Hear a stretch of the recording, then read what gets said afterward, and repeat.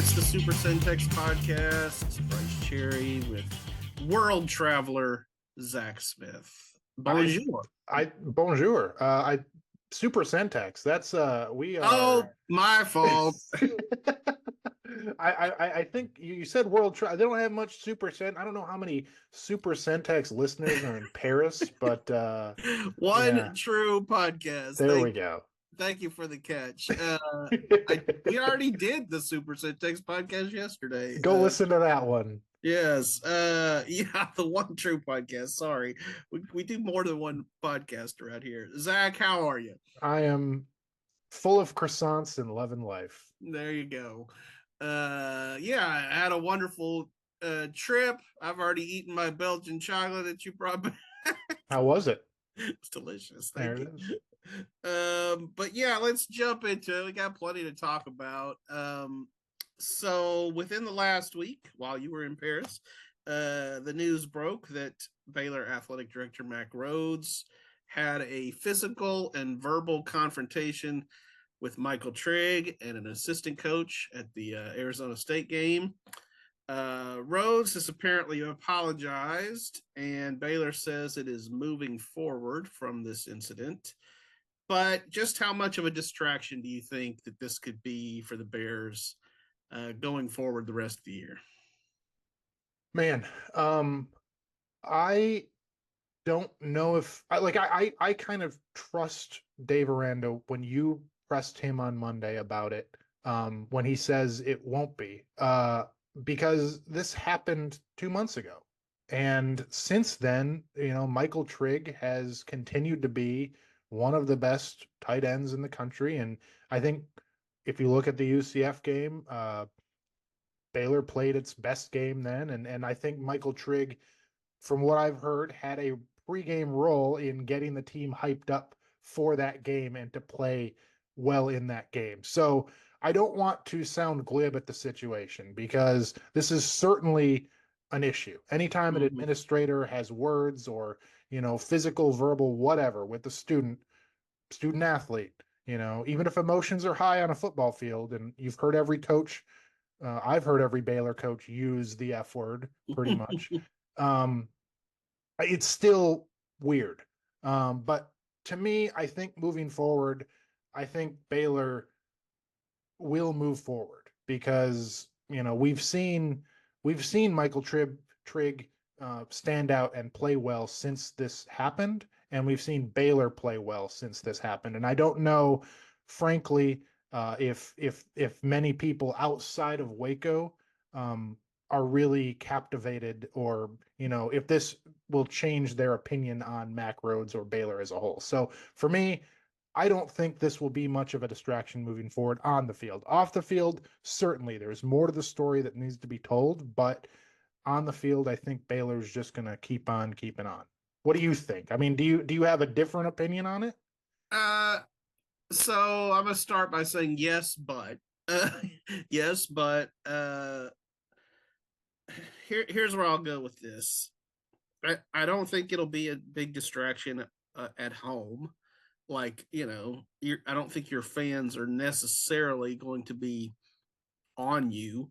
Now, that said, I do think, as we are certainly aware of, there is a faction, maybe not even a small faction, of Baylor fans who would love to see not just dave-aranda go, but Mack Rhoades go.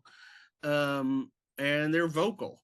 And so could you have some people who, maybe hold up a sign, fire Mack or something in McLean Stadium on Saturday? That wouldn't shock me.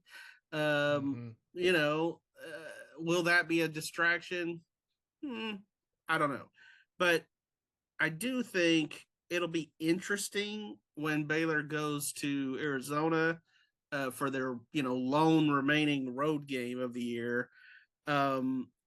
If, we see it a lot in college basketball where fans pick up on something that's in the news, or and they use it as sort of a verbal barb, as a taunt. And in football, they still do it, but the fans are a little more removed from the action. I don't know what the stadium situation is like there in Tucson, but how close they are to the players. So that'll be interesting to me. Like if Arizona tries to use it as some sort of, you know, thing. Like I could see them yelling at Trigg, you know, Right. and trying to get in his head. But like, to me, I consider myself a fairly online person, as much as I can be, as an old man at this point. But, um, I like, there was the initial like pop of the bubble when the story broke, of like everybody was interested. The Athletic picked it up, certainly everybody in Waco picked it up. But since then, I don't know how much this story has kind of pierced the Baylor bubble. I certainly, people in Waco care and will continue to care. And like you mentioned, Mack has his detractors, but I it will be interesting to see what it's like in Arizona. But personally, if I had to guess, I don't think it's going to make much of a ripple outside of Waco and maybe Texas. Well, and telling is the fact that they have a teleconference with Mack last Hmm. night. And granted, it's a format where he's there to talk about the CFP Right, rankings, right. but he's not asked any questions about that incident. Right after the news broke. In Hmm. the media. Hmm. You know, His first uh, public, right. chance to ask him questions. Yeah, yeah. So I think you're probably right in that. And yeah, we'll see. But I tend to agree that they'll probably just move forward. And I mean, Michael Trigg's dad said something to the Athletic where he was like, "We don't want this to mess up Michael's football." Right. Obviously he's got a bright future, which is kind of a good segue to my next question. So obviously Trigg has been kind of a mystery to us here in Waco because and I've reported this, but we have not talked to him um, since he's joined the team. Before Despite many, many, many requests. many requests, you have requested him like every week. Every week. So uh, but he's obviously uber talented, such a big part of this offense. One, do you think he'll win the Mackey Award as the top tight end in the country? And two, what do you think his NFL future looks like? Well, he's going to look great, replacing Travis Kelce on the Kansas City Chiefs. That, like, Yeah, Royden Ogletree from KWTX said something similar earlier this year. He was like, "This is his destiny," and I was like, "Shut up!" As a Texans fan, I don't want to see that, but yeah, I mean, he's the favorite for the Mackey right now, and I don't know if I mean, he's among the leaders in all the significant categories for all tight ends. And like, Dave compared him to Kyle Pitts, who won the Mackey when he was at Florida, and was a top 4 pick of the Falcons, I want to say, which is a pretty apt comparison in my opinion. But I think he's going to win the Mackey. I mean, Sawyer, he's clearly has a connection with Sawyer, and he's such a matchup problem that he makes even a linebacker look like a toy soldier. So, um, yeah, I mean, as long as this is all predicated on Baylor's offense continuing to hum and Sawyer continuing to get him the ball. But I mean, he's made the circus catches that make him go viral on social media, and he's a matchup problem. So, like, yes, I think he's going to win the Mackey, and yes, I think he's going to have a long NFL future. Now, I will say that this Mack story, as you know, where it came from, the people that wanted it out there, I think are in the Michael Trigg camp, right? And so, is there an off-field component that maybe we don't know about since we can't talk to him that might hurt his NFL stock? That's a question that I certainly can't answer because, like you mentioned, we haven't talked to him. So he has the talent to be the next Travis Kelce or Kyle Pitts, but will he get there? I don't know. What do you think? Do you think he has that capability to? I think he's freakishly talented and athletic, and certainly um, could be an NFL All Pro someday. Built a little different than I would say a Kelsey or a Tony Gonzalez, or something like that, where he's a little more like a big wide receiver, like slender, long, angular, uh, and Kyle Pitts. That comparison, which while apt, his NFL career is kind of gone like this. A lot of promise, maybe not as much delivery. Um, so yeah, the league is hard. I mean, let's just put it like that. But he's got all the athletic gifts. I think you make a very valid point that these teams, before they invest millions of dollars in you, are going to vet you and interview you and find out everything they can about you. And as we learned from the movie Draft Day, they might trick you into like revealing something about your character. Why didn't your team come to your birthday party? Like,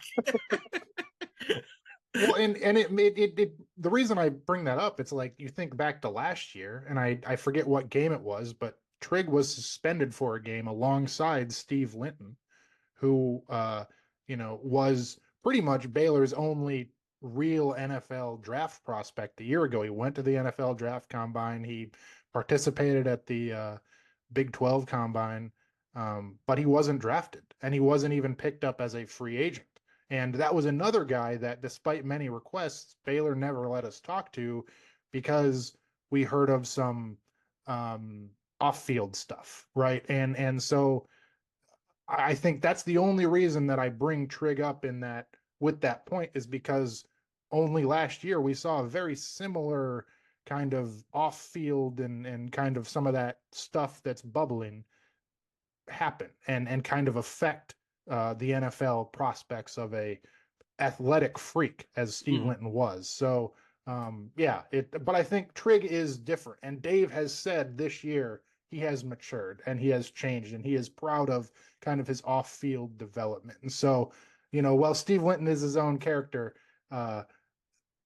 Trigg, by all accounts, is not Steve Linton. So I don't want that to come off as I hate Trigg or anything. It's a great point. And Sawyer-Robertson's mentioned that Trigg's been a regular at their Bible study, and so he's probably getting some good influence from some other guys. And I just want to hear him talk in the third person. That's like pass Michael Trigg the ball.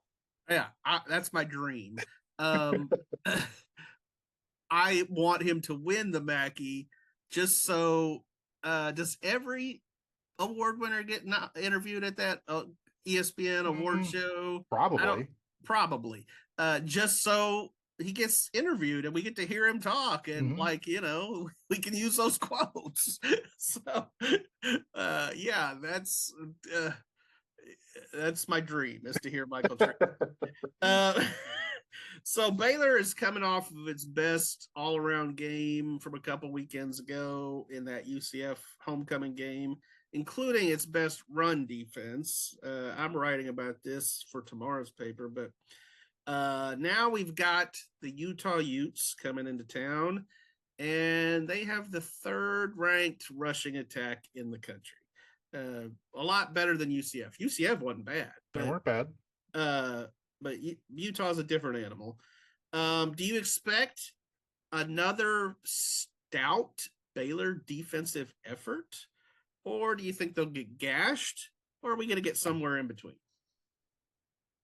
Well, I mean, I would guess they get gashed, because that's what we've seen the majority of the season. That UCF game was an anomaly, kind of an outlier. And like, Utah is literally the best in the conference, and I mean, aside from Navy and Air Force, which those are pretty good running teams too. But I can't really put expectations on the Baylor defense, just because of everything, the body of work, what they have on film so far this year gives me no reason to trust them.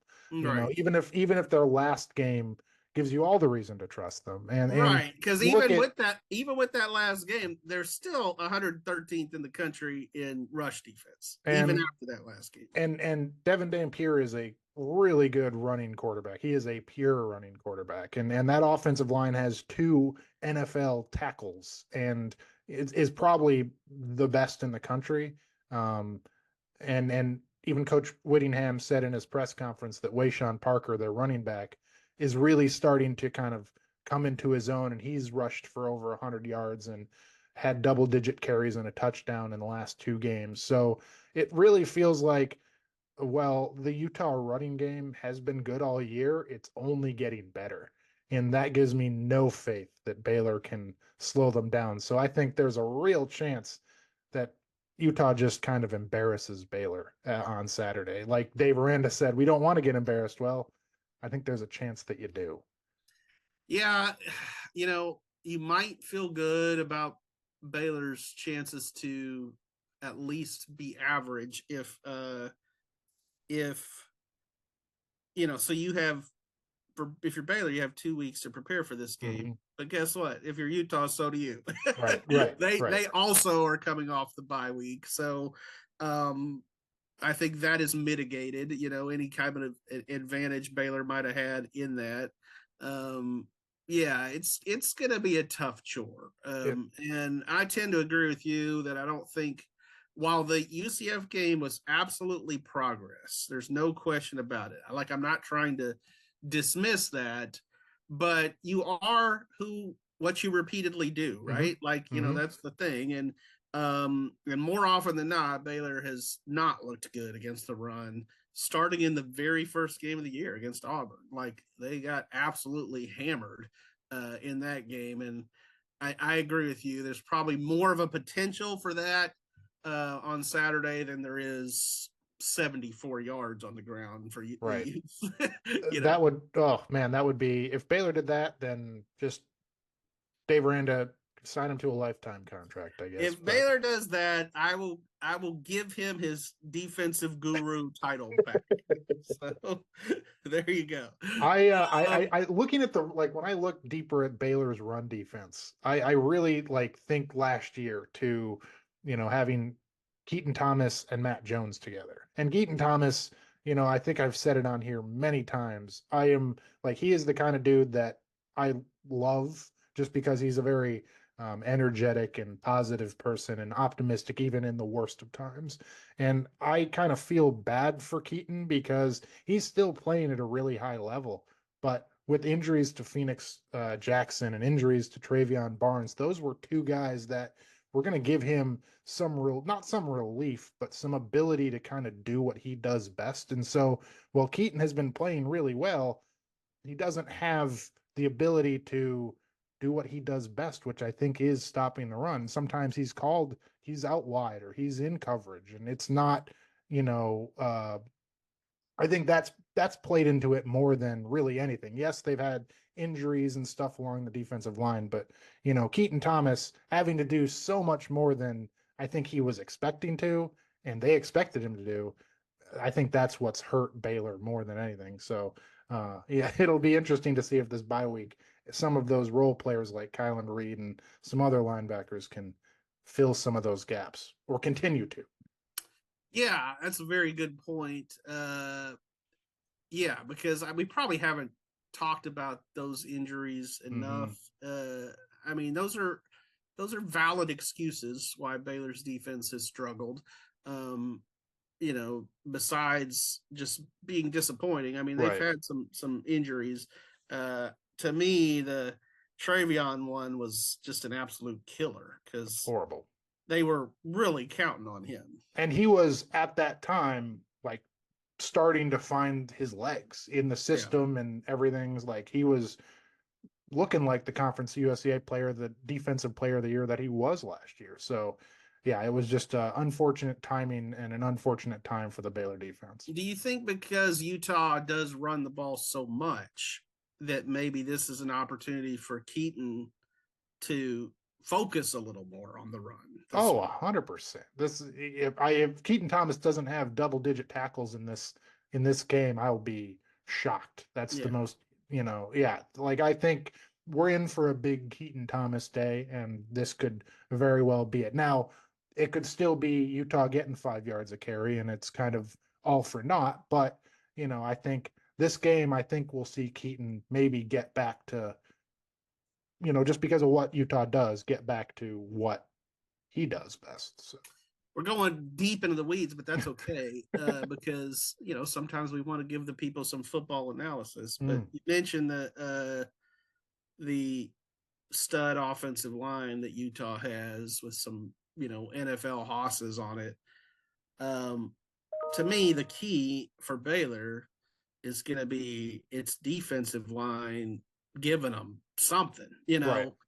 Giving them some resistance up there. And whether they win that line of scrimmage on every play, they need to win it on some of the plays, some third down plays, some stops, there's going to be a lot on the D line this week. And I think that's another, like, I struggle to not look at the UCF game because I think Jackie Marshall played pretty well in that game, and Cooper Lands he's been playing pretty well all season. But, I think the defensive line was set back from the beginning of the year when Jackie went down with an ankle injury in that first game and really wasn't 100% maybe until after the first bye week. And, it is, you're right. They do need to get more pressure on the quarterback, which is going to be even harder against Utah because, Spencer Fano and Caleb Lomu are just dudes. And Devin Dampier, he's a hard guy to tackle already. And then, so yes, it's more things that Baylor hasn't been able to do that I think they need to do if they want any chance to win this game. Yeah, no doubt. So last weekend, I assume you probably didn't get to see really much of this game, but the Red Raiders handled BYU pretty easily in a big time performance with College Game Day in the house in Lubbock. We could still see that matchup again in the Big 12 championship game. I think that would probably be the most likely matchup. If we do get a sequel, do you think there'll be any different result? No. I kind of, I think we talked about it before. I thought BYU was one of the most surprising teams to me in the Big 12 this year, just because, losing Jake Retzlaff, their quarterback, right before the season, and having to start a true freshman who wears number 47, which will never not make me laugh. But I just think that they were playing with a bit of house money already. And I think that they have their issues. Well, they run the ball pretty well. I think like Tech is good. They have one of the best defensive fronts in the country. I think Baron Morton, even if he's on, 1.5 legs, is a really good quarterback. And, Cameron Dickey is an awesome running back. And so I really like Tech. I think Tech is the class of the Big 12, and the money they spent has worked. It's clicked. It's come together, and I think they're the Big 12's best chance to make some noise in the college football playoff. I even looking at Arizona State a year ago, they almost beat Texas, but I think Texas Tech is better than Arizona State was a year ago with Cam Scadaboo. So. Yeah, Texas Tech to me is the class of the Big 12, and I just think whoever they come up against in the Big 12 championship game, give me the Red Raiders. I agree wholeheartedly. For all the reasons you just said, I did watch the game last week, and while it's going on, I have various text threads, and one of my text threads is my fantasy football league, and those guys are all from Oklahoma, a lot of them, and of course they've completely drank the SEC Kool-Aid now, and they're just all SEC, blah blah blah, and I'm like, shut up, you were in the Big 12 a minute ago, but like, but one of those guys said something that made sense as the game was unfolding, which was BYU looks small compared to Tech. Like Tech just, and I kind of get tired of announcers using this as a verb, but it still works.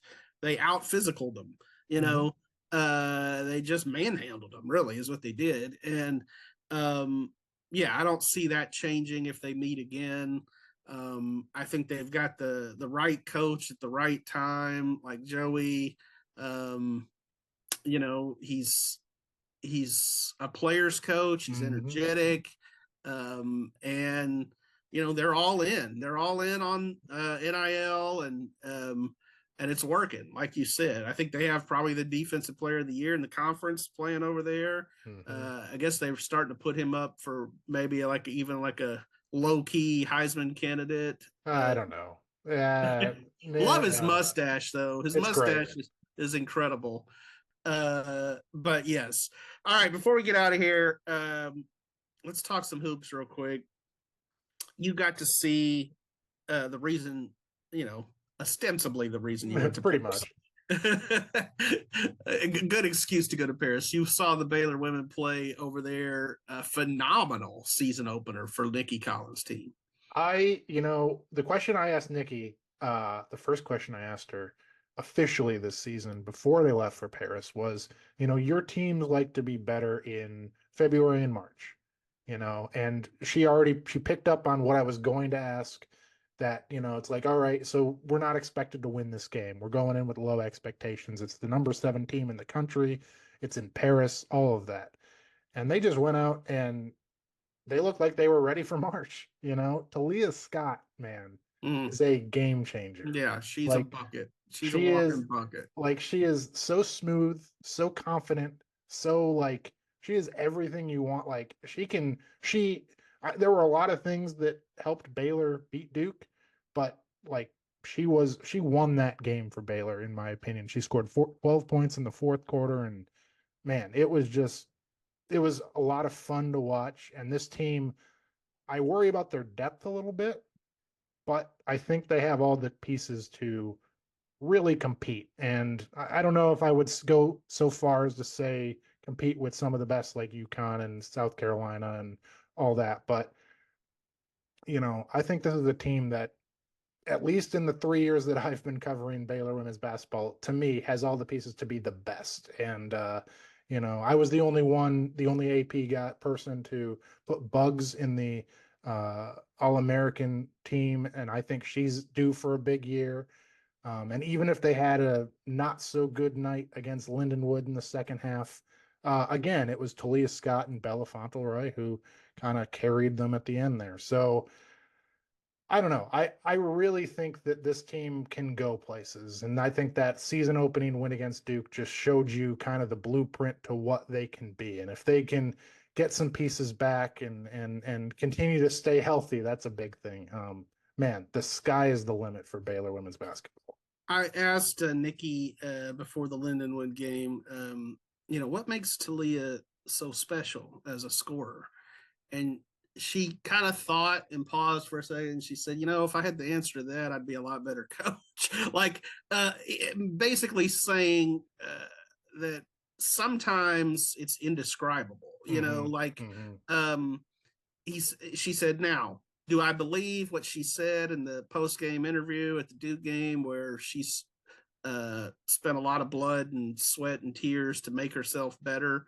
Absolutely. But she also basically said some kids have the it factor, and she has the it factor, and just gets to where she wants on the court and just has a knack. And so yeah, she's going to be a huge player for Baylor this season. And yeah, be fun to see where they go. And I'm not shocked that with as many people as they have coming back, that a newcomer like her has so seamlessly kind of fit into kind of the culture that Baylor has and what Nikki and that group wants from as a newcomer, you always worry about, can you gel? How quickly can you do this?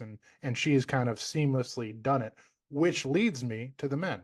Uh, how quickly have the men kind of come together and then kind of this team? Because Washington, they're a pretty good team. And what surprised you most about that Washington I game? thought that was a very good win for Scott Drew's team on Sunday. I my lead to my story was some wins age better than others. This one's probably going to age like fine wine, or at least like, Lord's Supper grape juice. Um, because I think Washington is an NCAA tournament team. I think they're extremely talented. They have an NBA lottery pick, 6'11" freshman German kid, Heinz Steinbach, who, did his share of things against Baylor. He had a double-double with 15 boards and multiple block shots. But I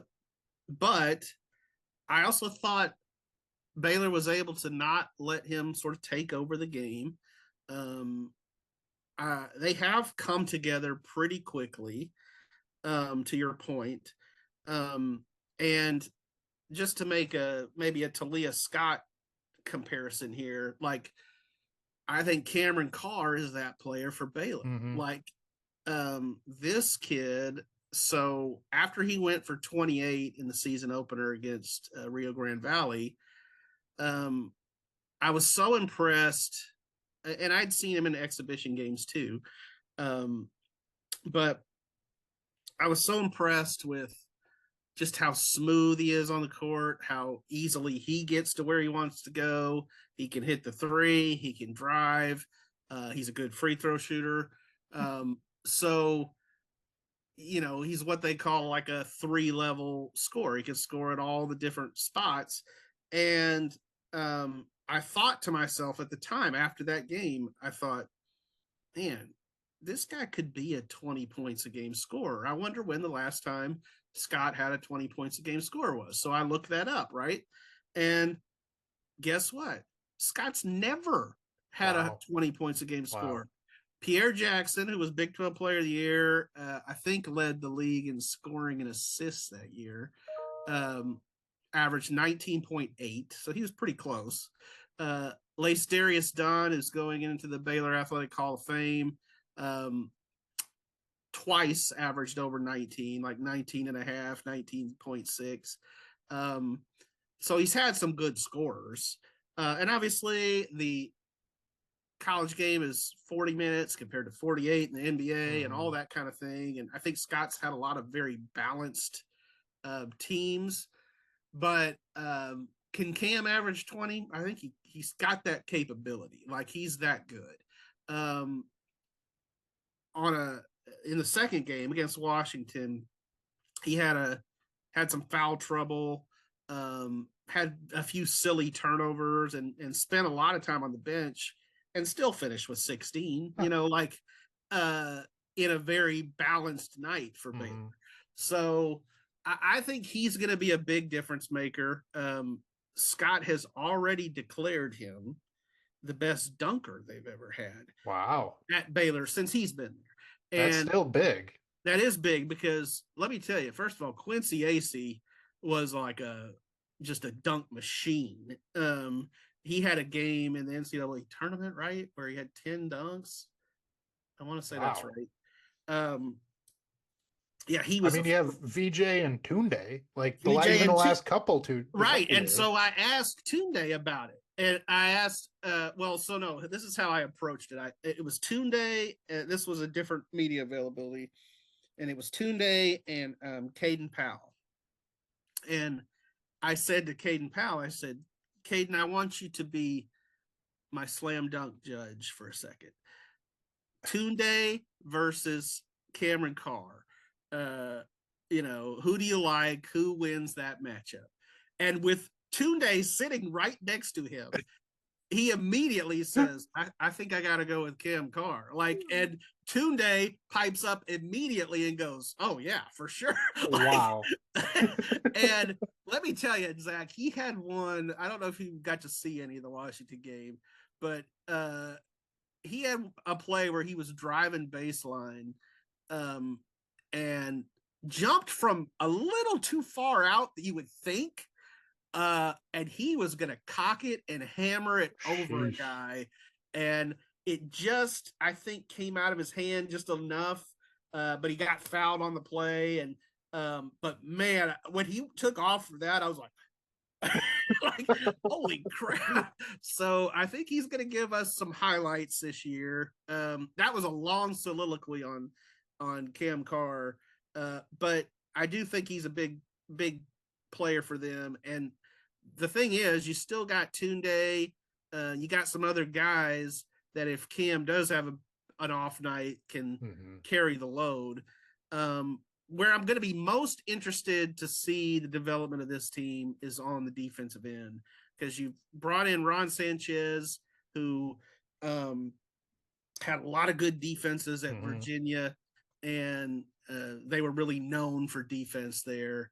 And I think you've got some guys that have the potential. Like, I don't think they've had a truly great defensive team at Baylor since that national championship team. So if they can make some strides there, yeah, I think they've got second weekend ability. Like, I think they can get to the second weekend. And then when a lot of times it just comes down to matchups then, Right. So yeah, we'll see. But I think that there's a lot of potential. They got Tarleton on Friday, and then then they're gonna start getting some more tests, because a couple weeks after that they go down to Vegas, and they've got Creighton, they've got St. John's. However that bracket turns out, they'll have one more really good team. So yeah, they're gonna get tested, and that'll be fun to see. So surely. Can't wait. We're in it, Brice. We're in it. We're in it. It's November, man. So you'll get a chance to see them on Friday night against Tarleton, and that'll be fun. The women have UNLV, correct? They're at UNLV, and they come back for Le Moyne. Speaking more of my French. Bonjour. Au revoir now. Au revoir. See ya.